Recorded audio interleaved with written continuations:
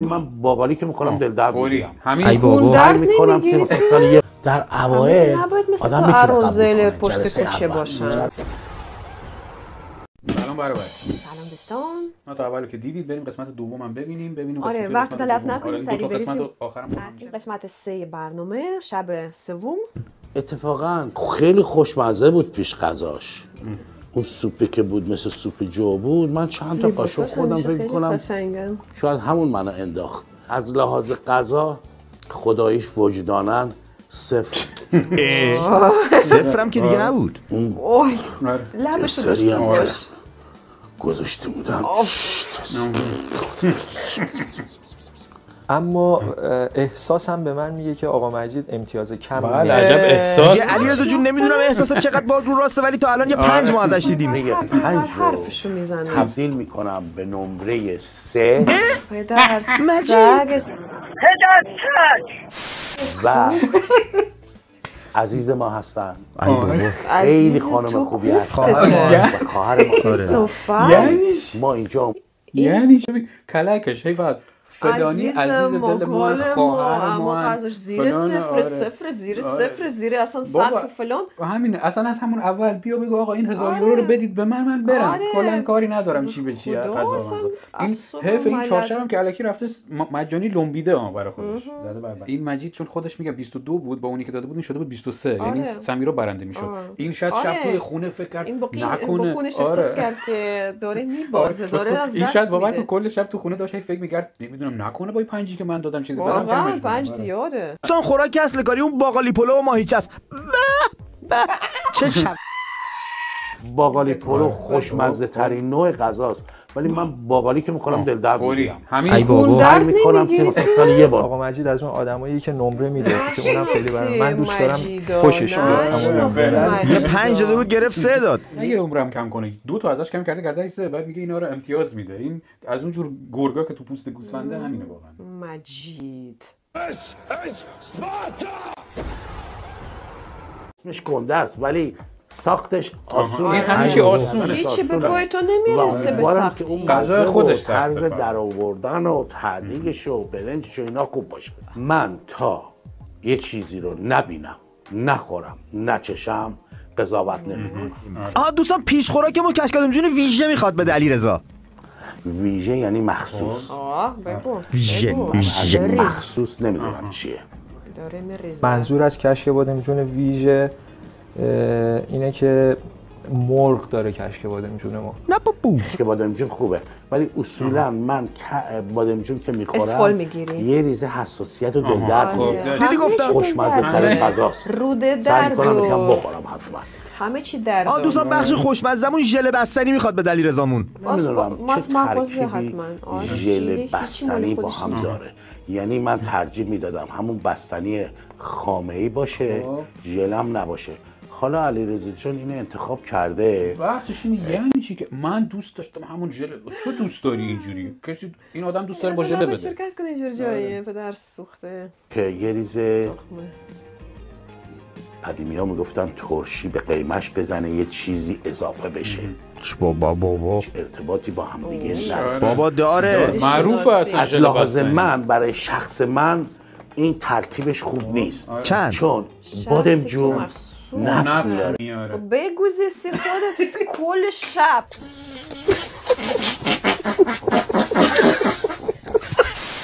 همش این خالی میاره براش.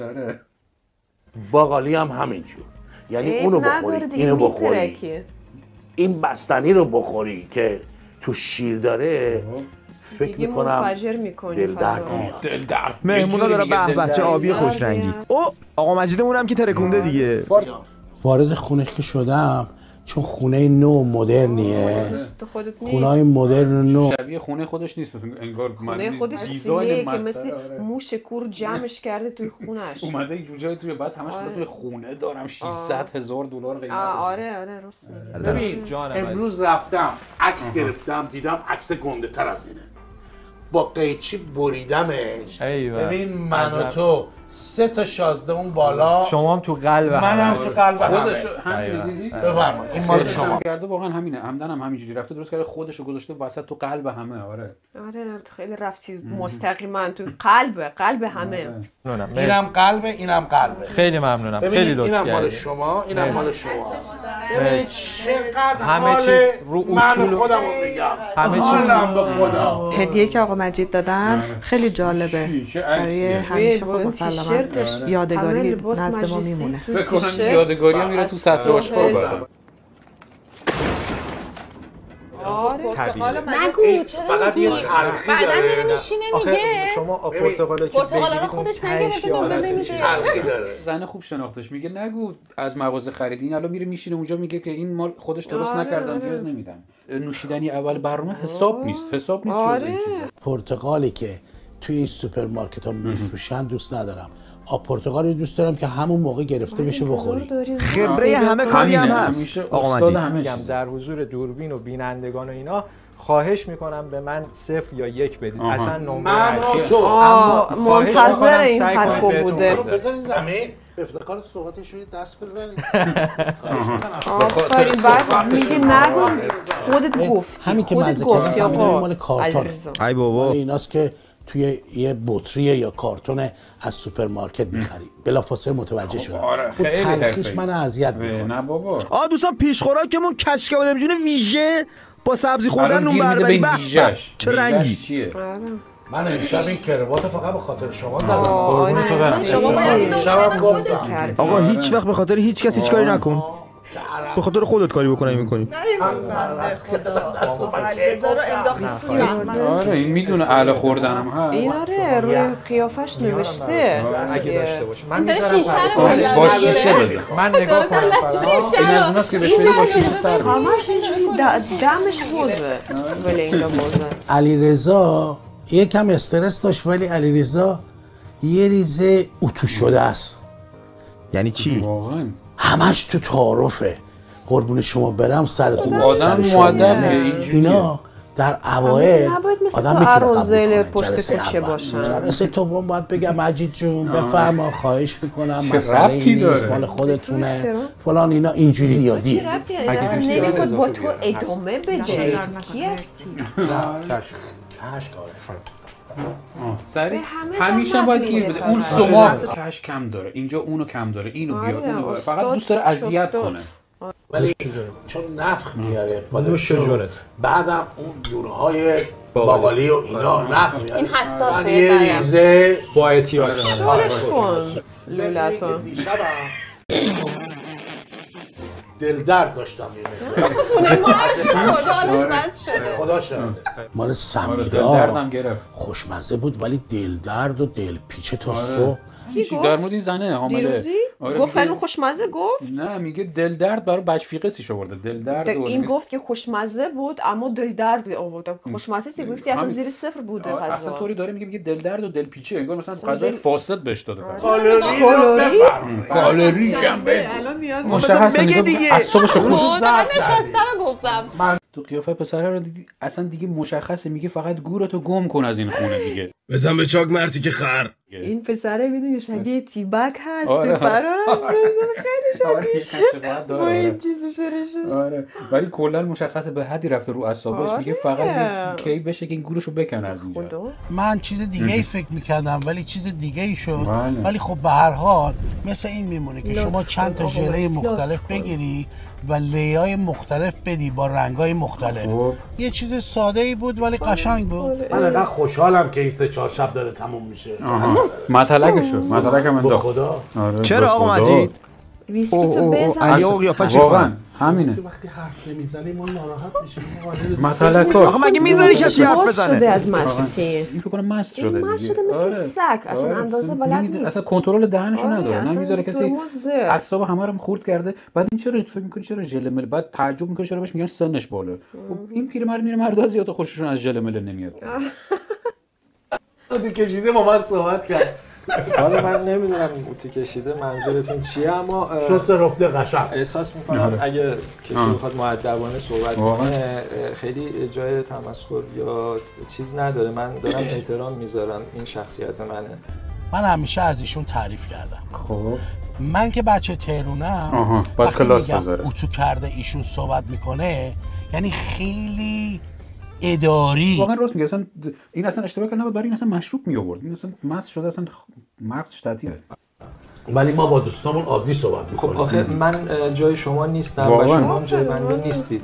شخصیت شما هر کی شخصیتی داره به شکلیه که با همون افرادی که سر و کار دارید اونا هم به همین شکل دوست دارن. من ممکنه با یک نفری برخورد کنم که اونا به این شکل بپسندن. اما با دوستامون صحبت میکنیم مجید بیا برو بشین. تو با دوستانی رفیقای زندان خودتن، ما رفیقای عرازله خودتن، سطح خودتن. اگر اینکه خیلی هم دوست داریم بعد این برنامه ببینیم قرار نیست علاقه‌مندیم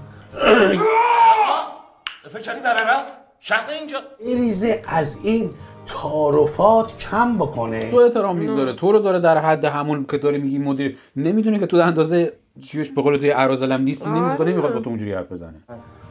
شما هم خواهش میکنم که این استیپی رو میریختن توی رادیاتور که جوش نیاره. از اون بریزین جوش نیاره. همش اینجوری.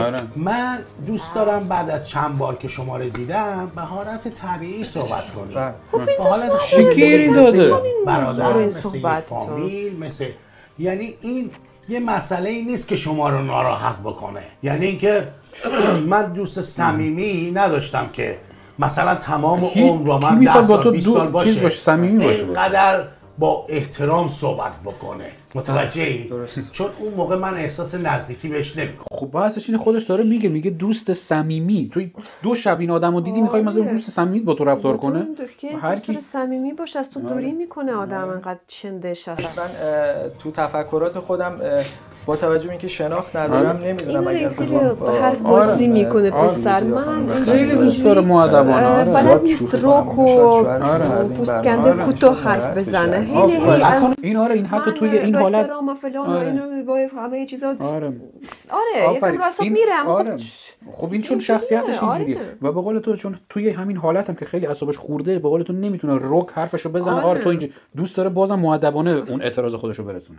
نه ما نسبت به خودمون من شما صحبت میکنیم. اگه احترام میذارم، اگه سعی میکنم صحبتایی بکنم یا بیشتر سکوت شما میگی من همیشه نسبت به زن و پدر و مادر و همه اینا اینجوری صحبت میکنم. به عنوان نزدیک بودن نیست. یه ایراد بشه این به این روانشناس همه کاره. اگه زن من باشه بگم خانم خواهش میکنم که بفرمایید در این اتاق بنشینید که من الان غذای شما رو بیارم، صرف کردید. لکم انداخت که زنزلیلم هست.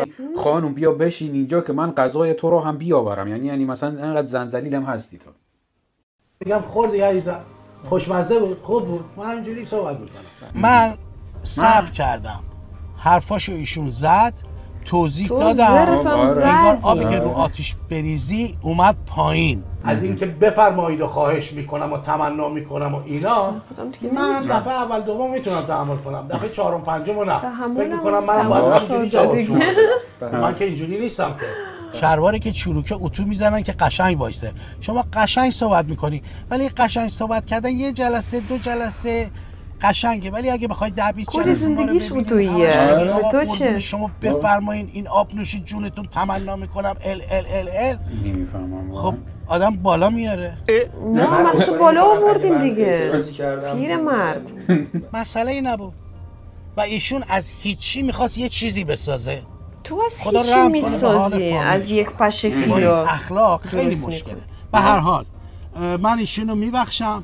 این میبخشه. خدایی که این یادش باشه. یکوش خدا تو رو شاید ببخشه. درسی باشه این اتفاقی که افتاد برای کسایی که فکر میکنن همه جا تو هر برخوردی تو هر تایم آشنایی میتونن با شوخی کردن های بیجا با تحقیر کردن واقعا تحقیر میکنه. شوخی به متلک میندازه، تیکه میندازه. لهجه داغ. همینه. من تهرانی تو فکر میکنن اینه ما همه اینو دیدیم، متوجه شدیم. من 4 نفر دیگر رو مسخره کنم من تهرانی هستم شما نمیدونم فلانی دهاتی هستی شرطی. این تفریحه؟ دل یه نفر دیگر رو بشکنم که چی من میخوام هار هار هار بخندم. شماره 2 رو میدم بهش، فقط برای اینکه هیچ موقع تو عمرش یادش نره که بحثش اینه. خودشون برداره تو این قسمت قبلی میگفت که چیزای دیگه مهم نیست. غذا من اومدم به غذا نمره بدم. تو اگه اومدی به غذا نمره بدی این چیزاشو بگو آقا اینجوری بوده، بی‌ادب بوده، فلان بوده، ولی مثلا نمره غذاش 8 من 8 بدم. بی‌ادبی بکنه. من فکر میکنم که تصویر ایشون رو شما دیدید، اختلاف من و ایشون ممکنه 5 سال 10 سال باشه. دفعه میگه پدر من یا پدر من میگه اختلاف سنی من با این 5 سال فقط، بعد به من میگه بهش برخورده، بهش گفته پدر من 5 سال پیرمرد زب در 5ش کن فلان اینا ایشون 40-45 سال میخوره میدونم، ولی ضمن با ادبی اظهار بی‌ادبی میکرد. من ایشون رو فقط با این نمره ادب میکنم. شماره 2 حق ایشونه، یعنی شماره 8 میخواستم بدم نمیدم، شماره 2 رو بهش میدم. این همیشه میخواست بالا. نمیدونم چرا آقا مجید اینجوری کرد، تو 2 شب کلا 7 امتیاز داد. 2 رو عوض میکنم بهشون امتیاز 1 میدم و خیلی هم از پذیراییشون توی 2 شب 4 امتیاز داد. مجید اذیت میکنه. 8 و 6 و 14 و 2 16 آقا 15 توی 2 شب 4 امتیاز داد. الان همیشه میاد داره مظلوم وای. آقا مجید اتو کشی داری حرف میزنی؟ خیلی داره اتو کشی. یه کوتوی میکشیدی به این امشب شب آخر خوشحالم که این چهارشبم تموم شد. یه مقدار زیادی خسته هستم به علت بیخوابی. بقیه بیشتر خوشحال‌ترن از نفت نمیخوابه بیچاره. مسائل دیگه هم هست ولی میگوزه زیر پتوش. وصیتش خیلی خوشحالم. که داشت خوابش نمیبره بدبخت. تری گفتن ای بابا. اوه آقا رو در رو شدن با هم دیگه هر دو دوست. اصلا من امشب دوست نداشتم ایشونو ببینم. اونم دوست نداشت رو ببینم. احترام به این برنامه و زحمات افراد بسیار امشب اومدم. من امشب دوست نداشتم تو این برنامه اصلا شرکت کنم به خاطر ایشون. آقا مجید و سلامم کردم، احترامم به ایشون گذاشتم. ایشون هم عین یک دونه چوب بی تفاوت بود. در صورتی که من انتظار داشتم از رفتار دیشبش ایشون عذرخواهی کنه و از بیننده ها عذرخواهی کنه. دوستان بریم سر خوراکمون ببینیم چه خبره. پیش خوراک، پیش غذا ایتالیایی دیگه، انتی پاستا. این یکی هم اسمش ریزوتوه. ریزوتو که چیزی اصلا برنج معروفشون هم هست. بله. یعنی برنج تو؟ برنج با سبزیجاته. معلومه نوع برنج داره. آخه معلومه نیست کرم دریایی مطلق اینجا یکم تست کردم. همه اونو خوششون اومد، این خوشش نیومد. یاد کشور چین افتادم. هر غذایی میرفتم اونجا میگفتم بیارن، یه همچین برنجای اینجوری بود. همه جا هم رفت نداشتم. فروتی دی ماره، یعنی میوه دریایی کلا. خواهر ما فیروزه خانم خیلی بیسیک، خیلی ابتدایی بود این پذیرایش. تو خوبی، این که آره. این خواهر ماست، این گول ماست، این اونجوریه، ولی این غذاش افتضاح زیر صفره. بیشتر زحمت کشیدم. همیشه 10 برابر این زحمت کشیدم. آماده نیستش از سوپرمارکت. خانم اینا رو میگی چشم می‌خوری. من چشمشو نیستم ولی عالیه. خمیر رو به این نازکی در آوردین هنره. دوستان توجه کردین مجید چقدر ساکت شده؟ اصلا عجیبه ها.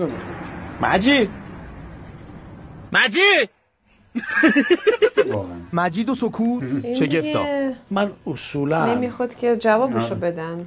ماهی باید زیاد بخورم و غذای دریایی، ولی کم میخورم چون نفخ میاره. و غذای دریایی که یه ریزه بوی ذوق ماهی بده من تو ذوقم میزنه، ولی اون کنار و گوشه کنارش و ایناشو به هر حال یه ناخونکی زدم خوردم.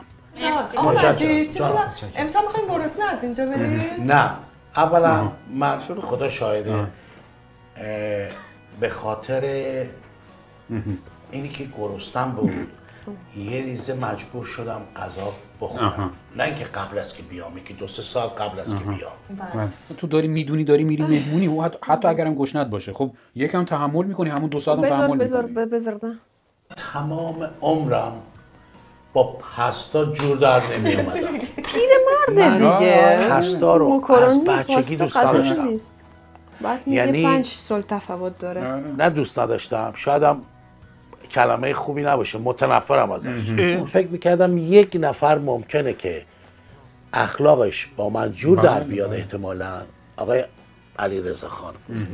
آقا با ما راحت باش، بیا بشین اینجا، بیا با هم صحبت کنیم خوب، بیا مثل تو آدم معمولی باشیم با هم دیگه. شما وارد بکینگهام پلاس خاک ملکه الیزابت نشدی که با هم اینجوری بچه بازی. آقا من بالا آوردم. آقا دوست داره اونجوری حرف بزنه چی کار داری؟ علیرضا خان در یک جمله گاو 9 من شیر بود. مجید یعنی پذیراییش از همه این 2 نفر بهتر بود، ولی یک بهش داد. غذاش بهتر بود، همه اینا خوب بود، ولی یه لغت زد تمام شیرا رو ریخ رو زمین. بکر الان علی داره شیشه بهش میکنه بزنه پا تک یا نزنه جلو مردم خوبه یا بده؟ کیک خامه‌ای امشب خوب نبود. ممکنه یه بچه بذاره توی کیفش بره مدرسه سق بزنه بخوره، ولی سفت نمیتونی بگی مافین بود، نمیتونی بگی کیک خامه‌ای بود، نمیتونی بگی هیچی. این حتی همش اصطلاحاتش هم من هر چیزی که میگم سعی میکنم واقعیت و حقیقت رو درونش حفظ بکنم. باقلوای یزد بذاری دهنت بگی آقا مجید ما چی درست کنیم بدیم خوبه. دوستان بریم ببینیم امتیازا رو ببینید تا الان اینجوریه دیگه. این شخصیت امتیاز میده به نظر تو؟ فکر نمی‌کنم که توی این 4 نفری که ما بودیم بهتر از من کسی بود. این سیاست کلی زندگیش اینجوریه. از روی خودخواهی نیست، این از روی واقعیت. از روی واقعیت. بریم ببینیم چی میشه دیگه. نفر 4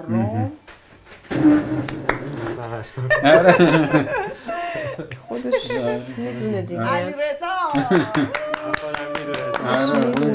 میدونه که این چه آدمی. نفر 3 قیافه رو خودمم. آره طوری مظلوم نشستی. آره طوری انگار یه بچه کودک. مجید تو به 17 چند دادی که اون اول نشد؟ نفر 2 سمیرا. مجید بود قیافش طوری که انگار من تو با خبر ندارم. آره که دیگه مجید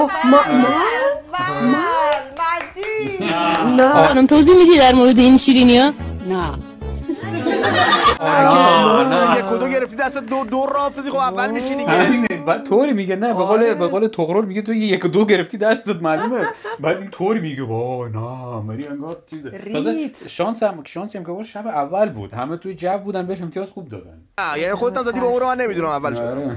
اوه قیافه علی رو علی نخوریش. من برای غذای ایشون بگو نمیتونم نمره‌ای بدم به هیچ وجه. پس چند باعث دلخوری ایشون نشه چون ایشون خواهر عزیزه. خواهر عزیزه.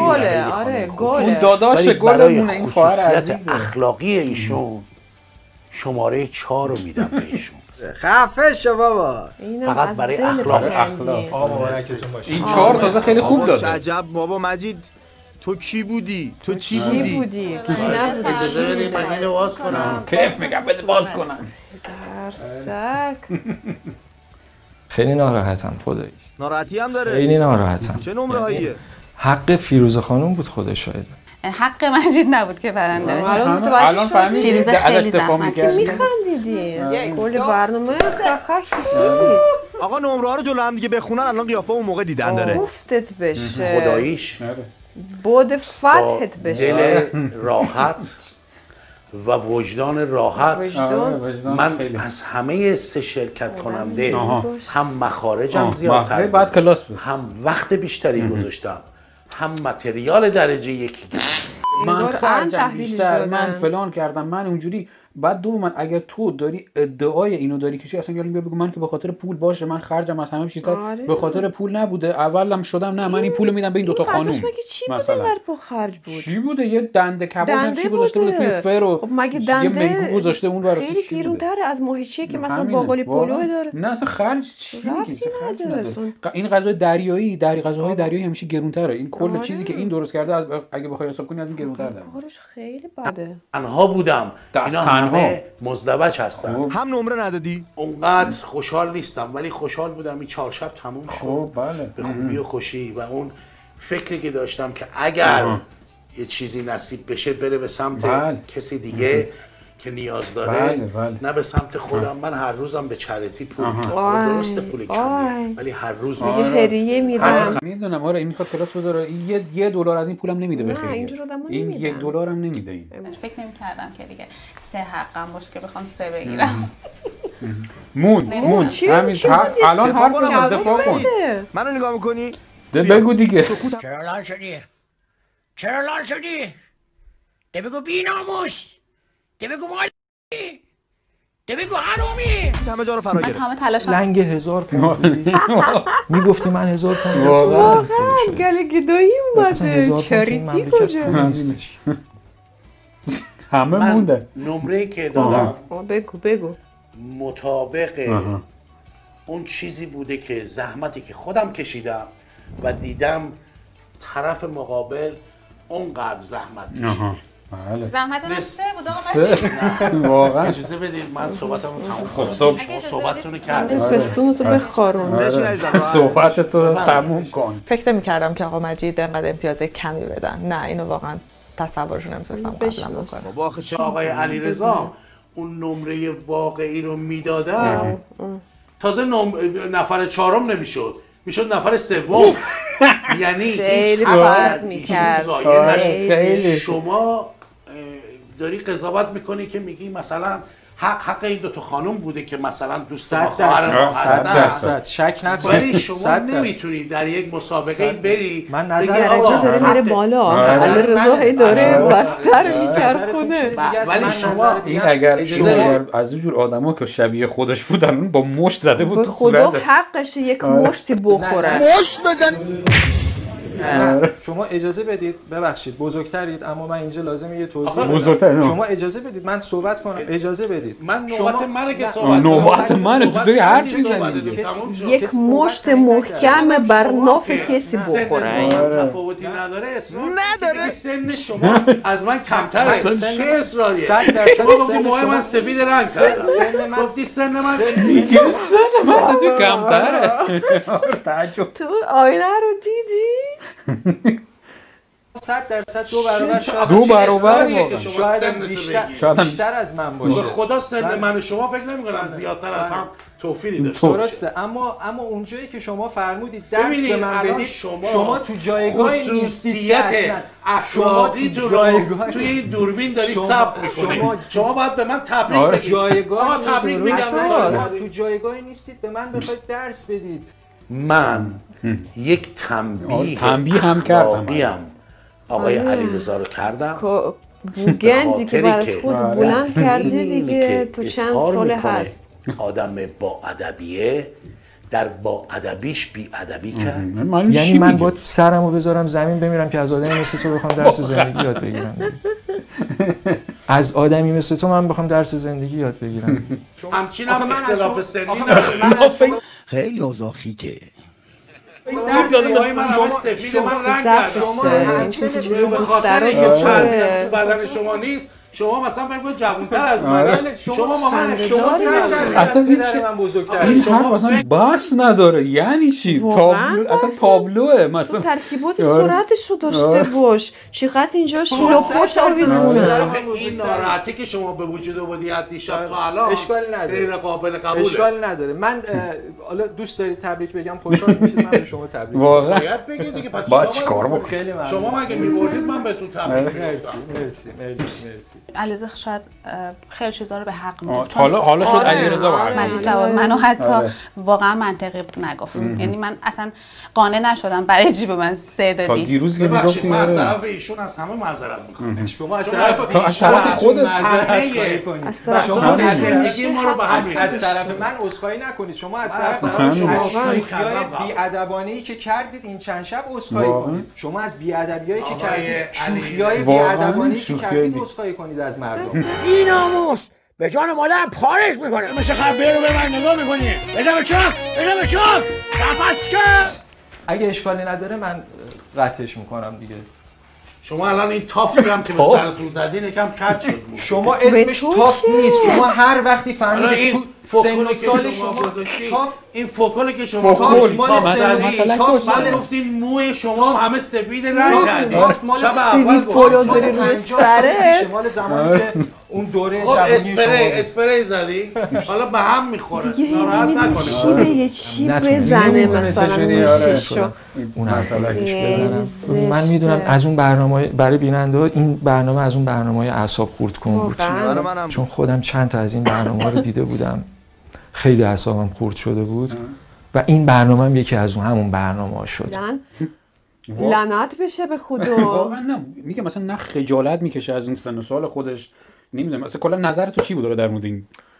کلا من گفتم دیگه در طول کل برنامه گفتم چندش از سر تا پا، چون که با اینجور آدمو برخورد داشتیم توی زندگیمون. آره بوده داشتیم. آره که آدمایی که فقط حق با خودشونن، آدمای سمیان که تقصیر فقط از کسانی میبینن. خودشون همیشه قهرمانن، خودش پادشاه، خودش از همه بالاه.